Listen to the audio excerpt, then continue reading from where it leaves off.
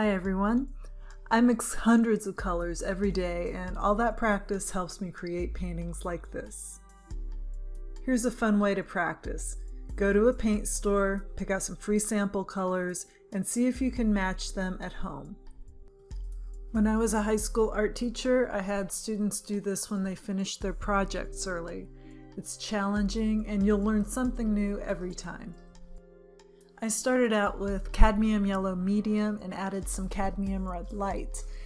This created a bright gold that I'm toning down with a little sepia.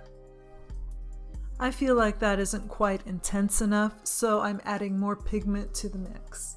Color mixing can require a lot of fine-tuning like this, with several decisions coming together to make a color. Also, if a color is too intense, I'll take a dry or thirsty brush and absorb some of the excess until it's what I want. I'm not going to bore you with descriptions of every little choice I make here, but I think you'll be able to see how I fine-tune these colors. I work with complementary colors a lot. If something is too orange, I'll add a little blue. If something is too yellow, I'll add purple. If something is too red, I'll add green, and so on. I made a separate video about this, and I've linked to it below. I took 2 years of watercolor classes in college, but about half of the colors on my palette came to me through trial and error. After 26 years of painting with tubed watercolors, I know what works for me. Deciding what colors you should have on your palette really depends on what you want to paint. I use lots of bright, pure, intense colors with my paintings. Other people work almost exclusively with earth tones and would find my hot pinks insane. It's like creating a wardrobe for yourself. I personally could not live without dresses, but I know plenty of women who would never choose them for themselves. Everybody's different, and that's totally great. Sometimes my students would struggle to mix colors and ask me for help. I'd quickly show them how, and their jaws would drop every time. It's as close as I'm going to get to having a superpower. You should also know that your colors will probably dry a little lighter than they appear when wet.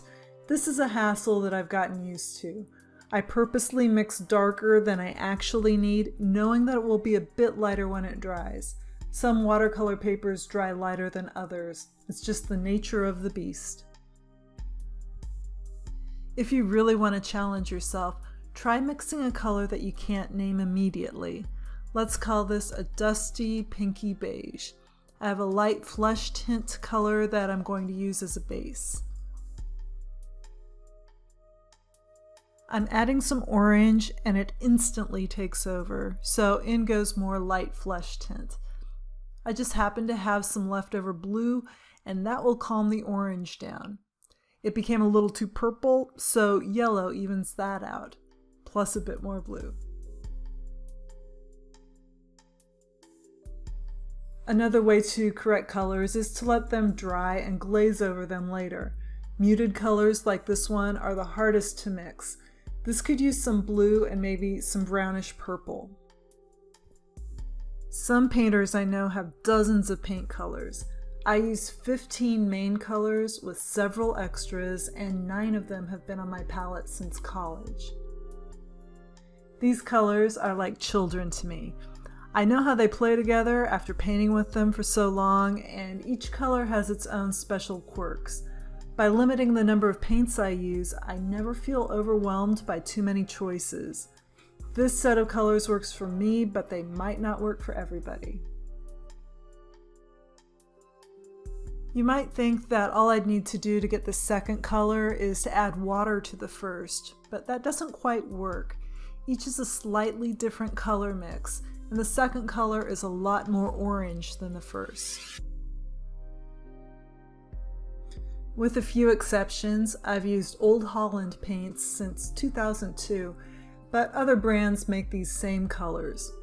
Old Holland's paints are richly pigmented, and some of their 15 milliliter tubes have been with me for over a decade. They're not cheap, but a little goes a long way, and I continue to use them after they've dried on my palette. I really love these watercolors. About a year ago, another brand approached me to switch to their watercolors, but I couldn't accept their sponsorship because it felt like I was a chef being asked to change all my ingredients to other brands. I felt like I would be flushing 12 years of experience down the drain, and I didn't want to relearn a bunch of new paints. So I'm happy to say that Old Holland now provides my paints for free. And if this sounds like a commercial, I guess it kind of is, but Old Holland has never asked me to come right out and endorse them. They just like what I do, and I like what they do. I just pushed the samples right over the paint to see if they matched. That's the true test of your color mixing skills. Let's go back to the muted color now that it's dry. Watercolors are transparent, and that's why I like them. You don't have to mix a complex color from scratch to correct it. If it needs a little blue, just paint blue over the top of it. Being able to match colors doesn't make you an artist, of course, but it is a great skill to have. If you're able to mix the color you see or imagine, then you can do anything you want with it. Unfortunately, with watercolor, there's no substitution for time and practice. Just watching a few videos won't make you a good painter. You have to get in there and actually do it. But hopefully my videos will give you some tips and inspire you to try, because it's so rewarding and so much fun. I mentioned feeling like a chef. Learning to mix colors is like learning to mix ingredients. It's about learning the right combinations and proportions. A chef's palate is very sensitive. They can taste something and know exactly what's in it, a hint of nutmeg or a certain kind of onion. And painters are the same way.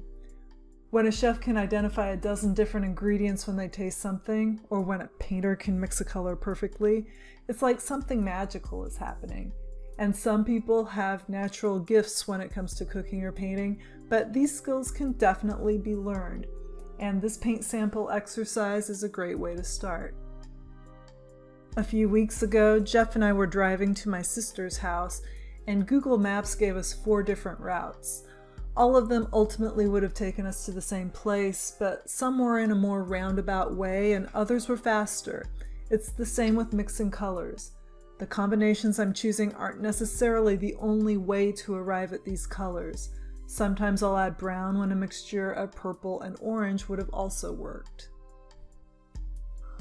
My overhead light is making a glare on these colors in the center of the page. The paint samples were a tiny bit shiny and they're reflecting the light, and the paint I'm laying down is in a hot spot too. So it's a little confusing here, sorry about that.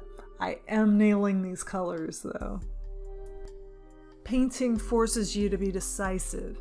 If you have trouble making decisions, maybe you should give painting a try. Watercolor is especially good for that because it dries quickly and it can change as it dries, so you have to figure out a plan in a hurry and stick with it, and then come up with a way to fix it if you mess up. And that's what they look like without the glare. Not too bad.